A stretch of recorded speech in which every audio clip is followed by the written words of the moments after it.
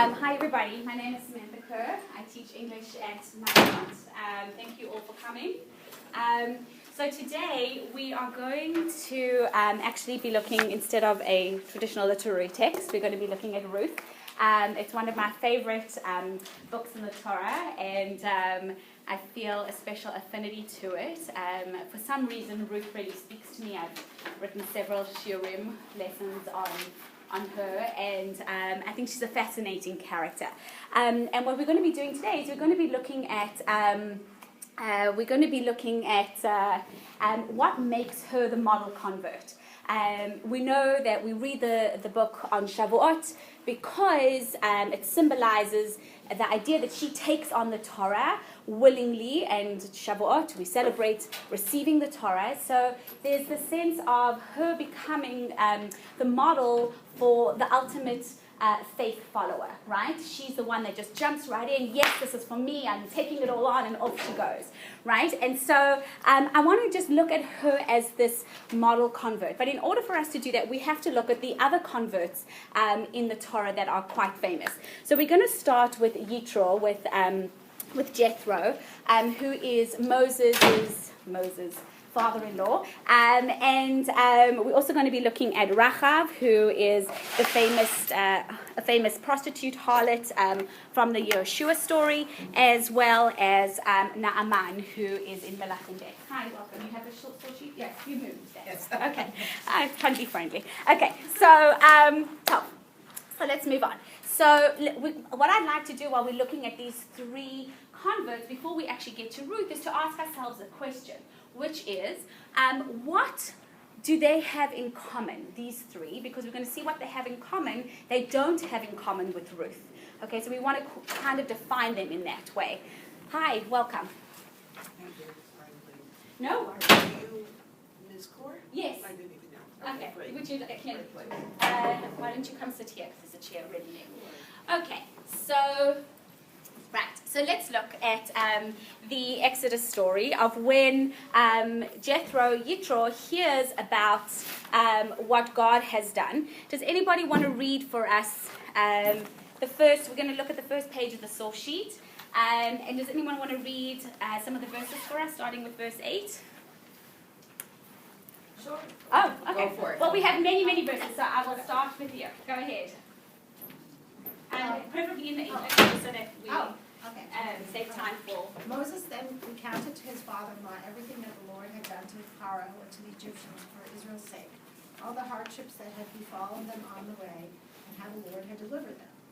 And Yitro rejoiced over all the kindness that the Lord had shown Israel when he delivered them from the Egyptians.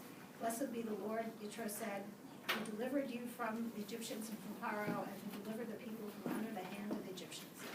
Now I know that the Lord is greater than the gods, yes, by the result of their very schemes against the people.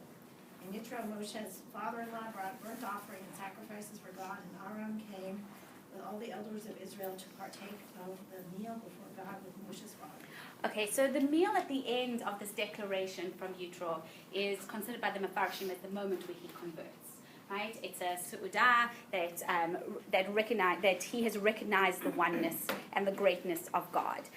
So why does he convert? If we're going to say that he converts, why does he convert? What is the point that changes him from a non-believer to a believer, from the surface reading of the text? Yeah. He announces that Hashem is better than the gods. Right, so what has led him to that belief? He heard what happened. Exactly. He heard about these great miracles that God had done for the people, right? And so it was so astounding to him that he declares that God is the greatest of all gods, right? And he converts. Now, the interesting thing is to see... Yes. You could also want to be on the winning side. Oh, it's possible, definitely. Except if we look at the next source, we see that he does not stay with it, right? So if we look at Bamidbar, we're going to be just looking at Pasuk 29, or verse 29 and 30. So we see that Moses said to Chovav, who's now another name given to Yitro. Yitro, I think, had 7 different names in the Torah. and Moses says, come with us, and we will be generous with you, for the Lord has promised to be generous to Israel. So you would assume by that verse, those words, that Moses says, come, you are one of us. You are going to benefit from the greatness that God is going to show us when we go into the land of Israel. Come and be with us. But look what he says. He says, I will not go, he replied to him, but will return to my native land. And if we actually look at the Hebrew, you have to excuse my Hebrew reading. It's not often that I have to read aloud. So, Vayomer alav lo elech ki im el artzi ve'el moladati elech. You'll notice that the word elech is used twice. I will not go, right? He's saying it twice. I'm not coming with you. The repetition of the word there, the close reading of the word there, emphasizes the fact that he does not want to be part of this generosity that God is going to show the people. He's going back. And actually, does anyone notice that in this pasuk in the Hebrew, we've seen these words before. Where have we seen these words?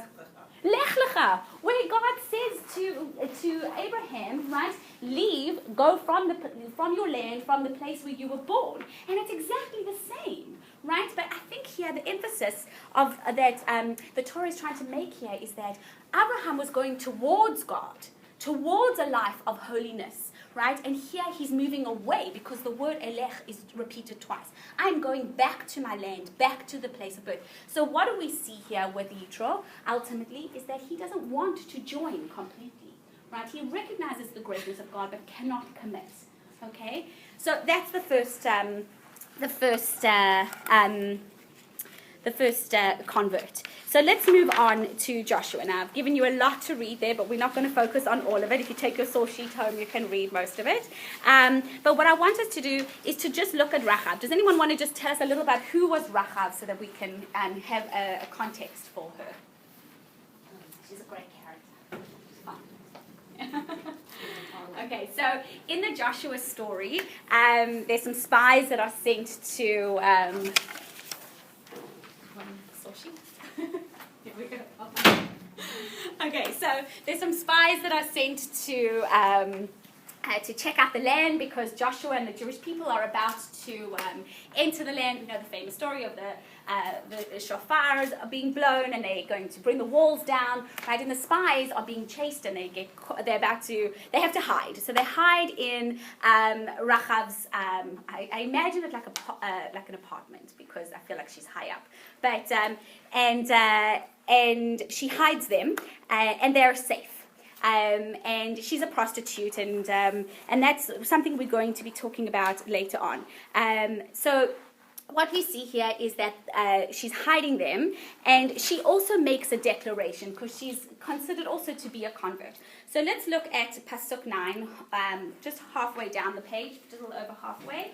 Does someone else want to read? Molly, you had volunteered earlier, so I'm going to call on you. Okay, Pasuk 9. You can do it in the English, and then we'll look a little bit at the Hebrew. Okay, great. Just 9?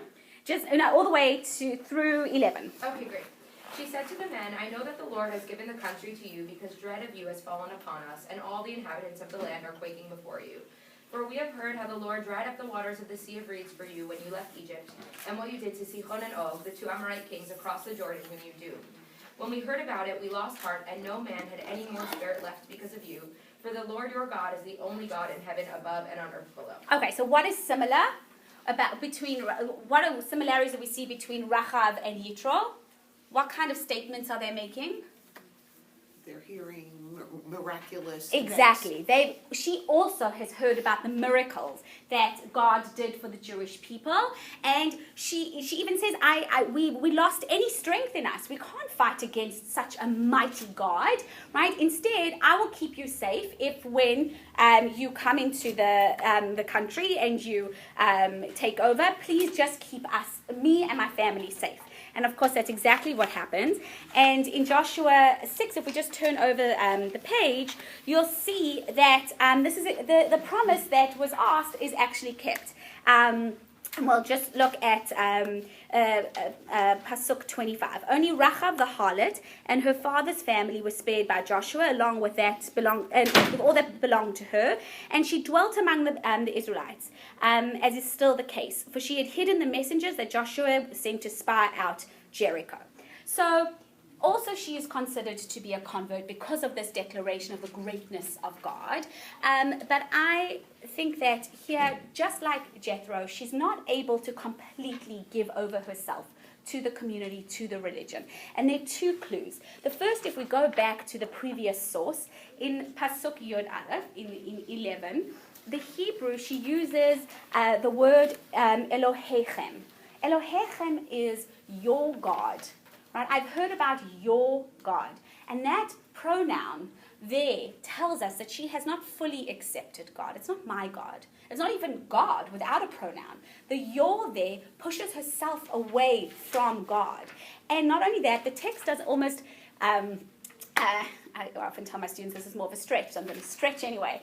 I feel like the text almost reminds us of that when she's called still Zonah in Joshua 6. She's still considered a prostitute. Even though she is part of this community, she still has that label. She wasn't able to get rid of that label even though she supposedly converted. It does say in the Hebrew that it uses that, if we look also in Kaf Hey in 25, third line down, it says, Bakerev Yisrael. She dwelt among the people. Now, Kerev, right, is also to come close. Hope that's right. Yes. Okay, so, right, she came close, but there's still this sense of close, but not almost part of it, right? She's still a zonah. She still lacks holiness. She still has that label of the prostitute. So, once again, like Jethro, she makes this grand declaration. Yes, I see where the winning team is, right? But not able completely to commit. Right, and then we have Naaman. Anyone want to summarize the story of Naaman?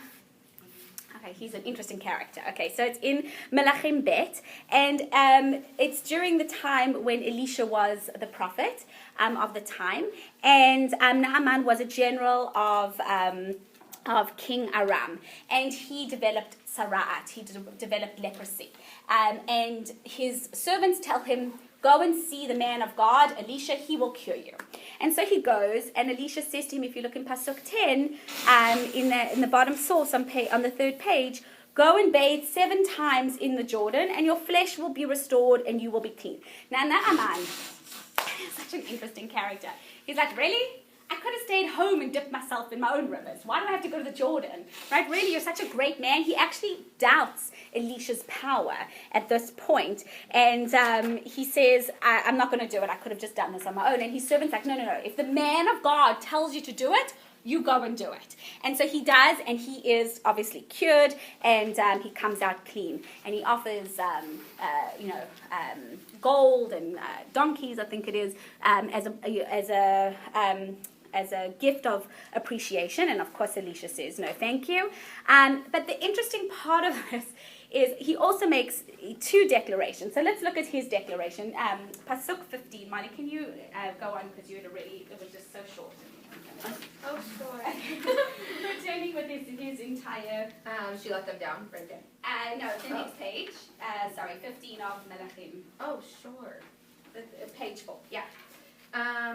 Returning with his entire retinue to the man of God, he stood before him and exclaimed, now I know that there is no God in the whole world except in Israel, so please accept a gift from your servant. But he replied, as the Lord lives, whom I serve, I will not accept anything. He pressed him to accept, but he refused.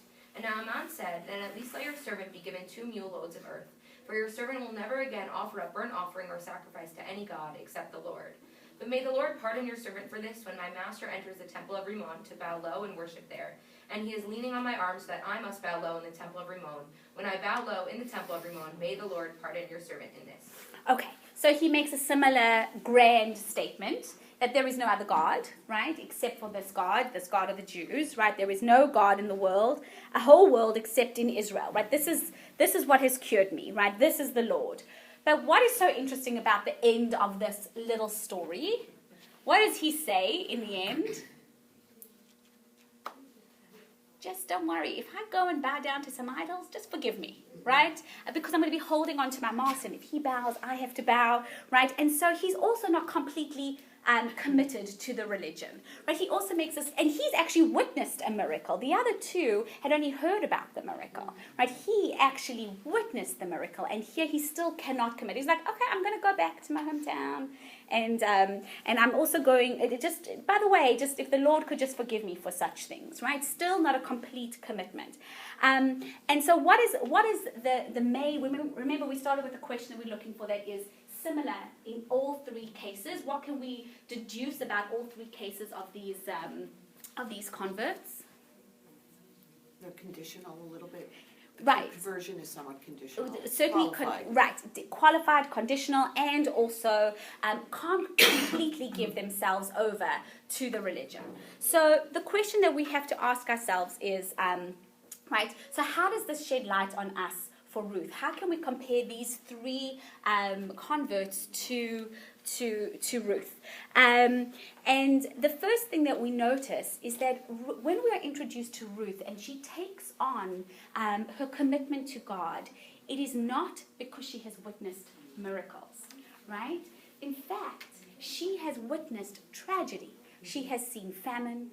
Her husband, her father-in-law, her brother-in-law have all died, right? And now, so she's not seeing a miracle. It's not this grand, miraculous event that draws her to the community, right?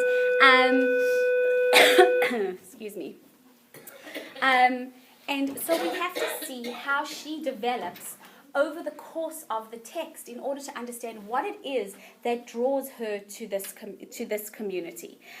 So we're going to now jump into the book of Ruth and try and understand what is the thing that defines her the most. And we are told very, very quickly in the first few psukim, the word Moab. If you look in just run your eyes through 1 through 6 of the psukim, you'll see 5 times the words Moab or Moabite is used to describe her and Orpah, her sister-in-law. And so this is the marker of her identity. Yes, it's a marker of place that we were introduced to her in the fields of Moab, but she is ultimately a Moabite, and that's the thing that we're going to be looking at. So what is this Moabiteness? So Neil Grover says that the hostility towards the Moabites is rooted in 3 stories. Does anyone know what the 3 stories are? Come on, guys. I know you know this one. Okay, so the first one is when the Moabites came into being, right? Lot is leaving with his daughters. His wife is turned to salt. She's turned around and sees their home burning. The daughters also see that looks like the world's about to end. They go into a cave. They get their fathers drunk. They have relations with him, and the nation of Moab then comes into being because one of the daughters had relations with her father, right? And so that's the first story. So there's an incestuous piece there. The other is that the Moabites did not greet the Jews when they came out of Egypt with water and bread. And the third one is that they recruited Balaam to curse the Jews. So Grover says there are 3 things that define a Moabite. The first is that they're ungenerous. They're not generous. They're idolatrous. And they're incestuous. So these are the 3 elements that we're going to see that Ruth has to combat in order to be accepted by the community. These are the 3 characteristics that we're going to see how she changes throughout the narrative. So the first one is the idolatrous piece. That's easy. She dispels that pretty quickly, right? In the first parak, she very quickly says in Pasuk 16, she says to Naomi, I will go wherever you lodge. Right, wherever you go, I'll go. Wherever you lodge, I will lodge. Your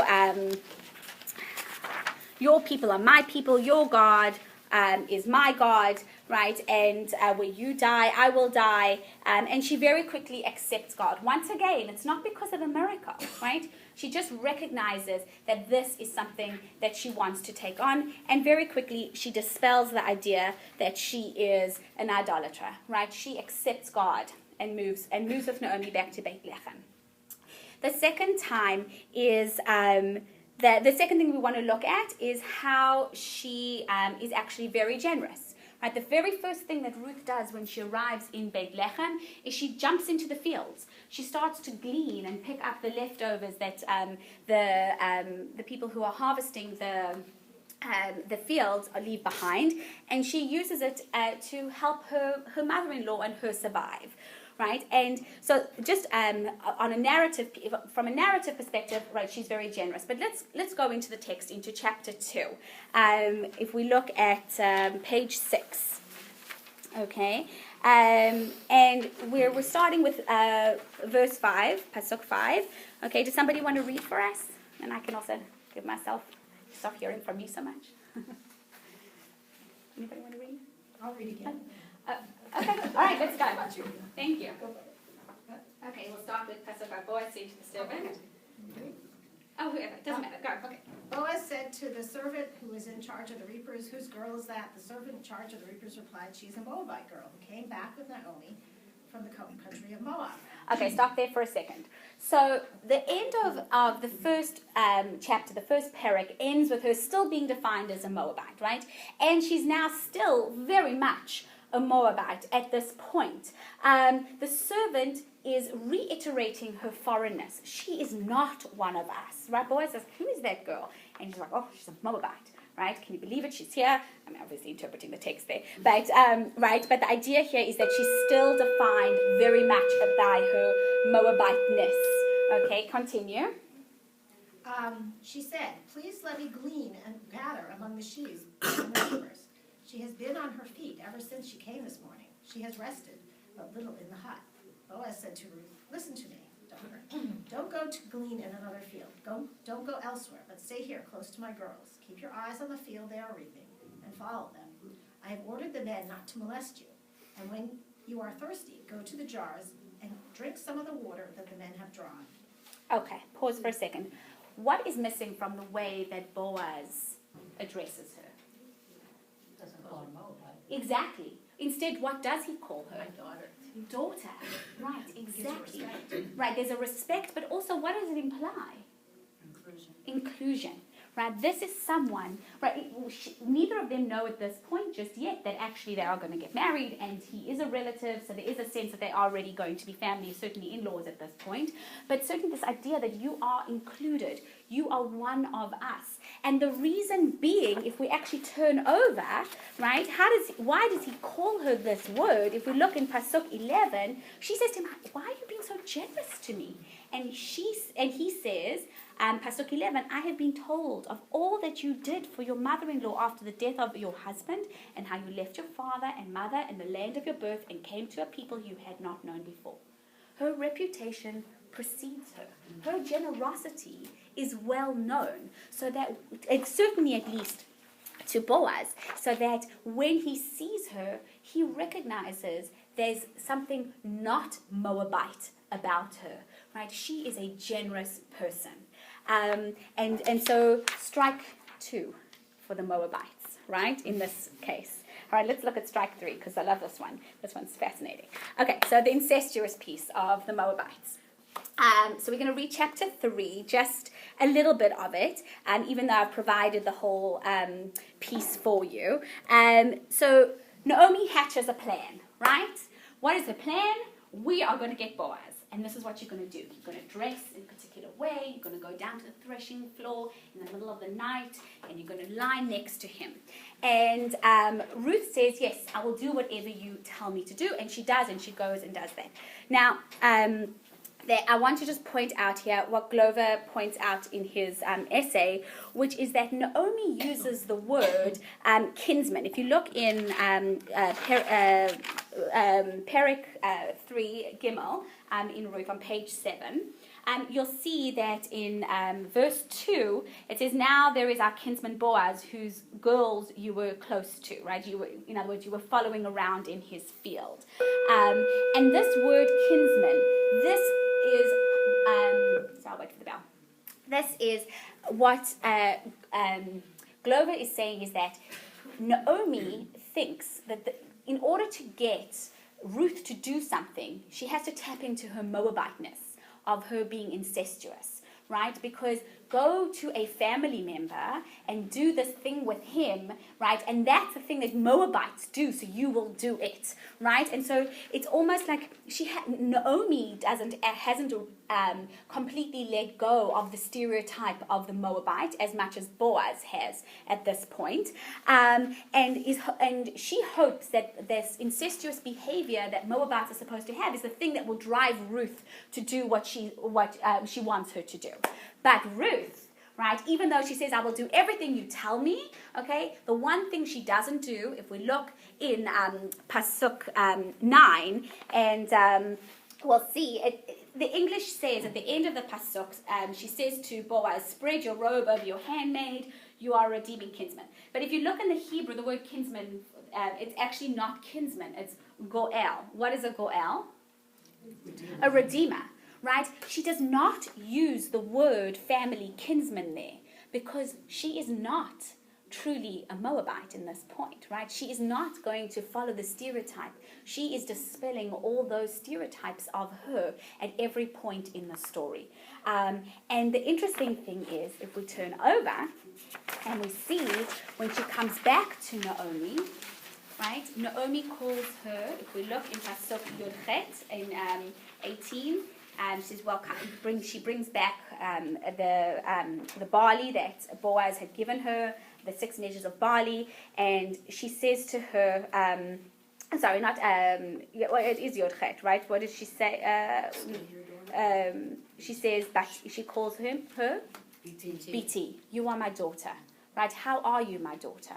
Right? And we saw that word with Boaz also, right? And so now, as we said, there was a word of inclusion, a word of family, right? So she's now entered completely into the community. She has shared all these elements of her Moabiteness and has proven the people wrong about who she is, right? And so she has shared the stereotype of her being an idolatress, not being generous, and of course incestuous. And so what we see here is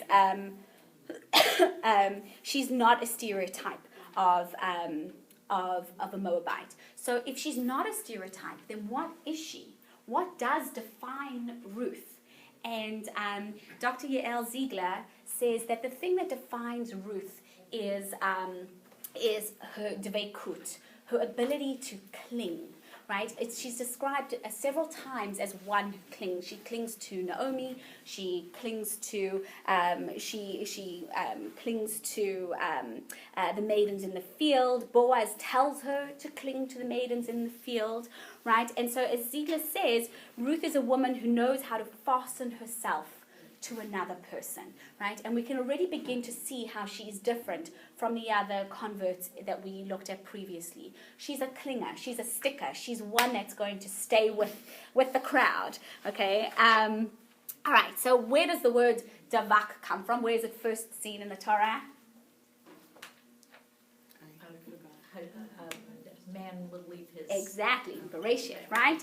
You will, right, cling, you will, the word is used that when a man leaves his parents and he will cling to his wife, right? So what does he do at that point? He suppresses his own identity, right? And he becomes somebody new because he's fused together with another person, and he creates a new entity, a new identity, and essentially a new community. Right? And that's what davak means. So when Ruth clings to Naomi, she is suppressing that Moabiteness of her. Right? She is gaining a new identity, and she is creating this new community, and joining this new community for better or for worse. Right? She throws her lot to the community and to the Jewish people. And actually that's the opposite of Elimelech, her father-in-law. Right? He saw tragedy and was like, okay, I'm done. I'm out of here. I'm going to Moab. And he does leave, and he meets tragedy there. But what we see with her is the absolute opposite of her coming together with another person and joining this new community. Just to take it a step further, so how does this make her a convert? So Rav Soloveitchik, I'm going to read a quote because only he can say things the way that he says. I'm not going to paraphrase this. So he says, Judaic faith and theology are linked with finite experiences and meaningful human relations. By developing proper human relation structures, the Jew learns how to love, revere, and serve God. So in other words, when we connect with other people through community, when we give ourselves over to helping others and joining a community, then we strengthen our faith in God. And actually, when we think about the declaration that Ruth makes, right, when she says, Naomi says to her, go back to your own God, right? Orpah's gone back to her family and your gods, go. And she says, no, I am going with you to your land, to your people, to the place where you will dwell, to your God, right? In fact, if we look at the place where God is in that declaration, it's towards the end. It's after the people, it's after the commitment to community, right? And so we see that she really does embody this. So much so that at the end of the book, I remember reading this 15 years ago and thinking, it's so unfair that Ruth loses her name at the end. Look how she's gone through all of this. And in the end, the women are the ones that name Oved. But when you look at it through this lens, right, she loses her name because she doesn't need it. She's part of this greater community. And the women who are part of this community together with her name the baby, right? It's a communal naming. It's not an individual naming, right? And so it shows instead of her losing out, but really gaining a community and how powerful that truly is. So we began looking at, I'm running out of time, so I'm going to talk really quickly. I've got 12 minutes left. 13. Okay. So now I'm going to really talk quickly. Okay. So what does this do for us as modern Jews, right? How does this relate to us? Now, if Ruth represents the communal idea of goodness, we live a very individual existence, right? We are iPhoned and iPad and everything is with a little I before it. We are about ourselves. We also follow communities, right? We follow on Facebook and Twitter and other things that people do on social media that I don't. I'm sure there's a whole, Snapchat, LinkedIn, all these things, right? But that commitment to that community is nothing. All we have to do is click a like or a dislike or post something. There's no real commitment to a community. It has nothing for us, right? And so, the thing that I struggle with as a modern Jew is this idea of how do I then maintain my faith? Right? Because if we also look at the world, post-Holocaust, post-Columbine, post-Sandy Hook, Syria, all these terrible things that are going on in the world, it's almost like my faith exists in this giant bubble. And every time something bad happens, there's like a little hole made. And so it drips out, right? And even though I'm not a convert, I still struggle with how do I maintain that faith? Ruth, it's so easy for her. She jumps right in. And yet I'm born into the faith, into the community. And it's really, I find it difficult to maintain that faith. So ironically, I find the way to plug those holes back in on iTunes. So if you permit me to tell you 3 stories. So on iTunes, I listen to a lot of podcasts. And my favorite one is Radio Lab. If you have never listened to it, I ask you should go. Start from the beginning 10 years ago and make your way back up. It will change the way that you see the world. And so I'm going to tell you 3 stories because I feel like these 3 stories have really helped me plug those holes that I feel. One of them, and I'll tell them quickly, is Radio Lab is basically, they're supposed to be sciencey, but they're not all the time. And one of them is about fetal cells. And they did this podcast on how when a woman is pregnant, no matter how long the pregnancy lasts for, the fetal cells leave the body and leave the uterus and float into the body. And they found that women who suffer from autoimmune diseases, when they looked at the area of where the disease was attacking, they found a large amount of fetal cells. And they live in the body for years and years. Now, I'm certainly not a doctor, and I'm just reporting what I heard, so I think it's true. And that they explored in this particular episode of Radiolab that either the fetal cells attacked that area or they helped cure the area. And it was really a very powerful idea for me because it was, I suppose, as a mother, there was this notion that the cells of my children continue to live in me. And God forbid I should suffer from such a disease, their cells could either be helpful or destructive. They didn't solve the problem, though, of like deciding whether they were or not. But for me, it didn't matter whether they drew a conclusion to the fetal cell problem. It was just the fact that they existed and that they came to this site in the body. And it was truly, I felt it was, I was listening to a telling of a miracle. Right, that Hashem had made bodies in this way, that we could tap into the science to understand the God's hand in all of this. Right, so that was one. The other was about a mining town somewhere where they mined copper. I can't remember. The mine had basically stopped working, and in order to close the mine, they put lots of dynamite in it, and they blew up the mine. And when they blew up the mine, they also brought all this groundwater to the surface, and it created an enormous lake.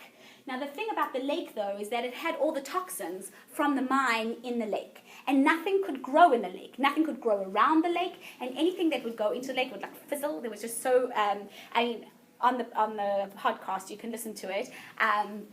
It's on a show entitled Oops. You can find it online. This was a big oops. And nothing could grow. They gave me, when I was listening, all these scientific terms. I'm an English teacher. I'm not going to remember. Anyway, there was two scientists that came to live in the town to try to figure out what they were going to do about this problem of the lake. And one day, a flock of geese flew over the lake. And they landed on the lake. But the lake was poisonous. So it ate up the geese. And they died. And then a few weeks later, the scientists were at the lake trying to figure out what to do, taking tests. And they saw that an algae had been starting to grow on the lake. And they couldn't believe it. Nothing had ever survived or grown on the lake. So they took samples back to the lab, and they found that this was an algae that only developed from geese poop. It was unbelievable to me. Like, I could not believe it. But that wasn't even the part that was unbelievable, right? Obviously, the geese landed, created this mess in the lake, and because of that, the algae started to grow. But the best part was that the algae was sucking up the toxins. It was unbelievable. I literally stopped my car on the side of the road. I was like, what? I could not believe this, right? There's like another moment of like, wow, when we mess up, God comes in and cleans up the mess, right? It was truly a miraculous moment. I don't think that the people in Radiolab who were making this episode saw it from such a theological perspective, but I was like, this is God right here. The last one really touched me in a very deep way. Oliver Sacks, a famous neuroscientist, wrote many books. He was a frequent contributor to Radiolab before he died. I think he died last year. He wrote some beautiful essays on Shabbat, and he was really a very thoughtful, poignant person. So when he died, they had a whole show dedicated to him. And one of the things that he told a story was about this woman who he treated in a retirement facility. And she had a roommate, and one night she woke up and she could hear somebody singing. And her roommate was still sleeping, and she couldn't understand why she could only hear the music. And she went back to sleep. She woke up the next day, and she too was the only one. No one else could hear the song. So clearly something was going on. So they took her to Dr. Sacks. And he he found out that she had actually had a series of small strokes. And what had happened was this. The woman had come to America when she was 3 from Ireland and to live with relatives, and she never saw her parents again. And the music that the stroke had released was a memory of her mother singing a lullaby. And for me, this was crying from the incredible miracle of that moment where it's that she was allowed in the last few years of her life to hear her mother's voice again. It's truly beautiful. Unfortunately, it faded, but that moment of knowing what she sounded like was really, truly miraculous for me. And so to come back to Ruth for a minute, right? Unlike all the other converts, Ruth doesn't see these miracles, right? She just comes with Naomi and sees this community, this incredible who take care of each other, right? She doesn't see the 10 plagues, the splitting of the seas, the falling of Jericho, right? But she sees the small miracles. 2 times in the text, God is mentioned. 1 is when it says that God remembered the people and ended the famine. And 2, God helped Ruth become pregnant, right? And these are small miracles, right? But really things we take for granted, but really truly are miracles. And so she doesn't need to be granted these great revelations to be moved in her commitment. And so the interesting thing for me, for Ruth, is to come back to that central question: what makes her the perfect convert? Because she is perfect for the modern era. The Megillah challenges us to find God in our communities, right? To make that connection with human beings so that we can see that there's God in the world on that level, right? As Rav Soloveitchik suggests. But additionally, it challenges us to seek the revelation in the mundane. Okay. So go and listen to Radio Lab.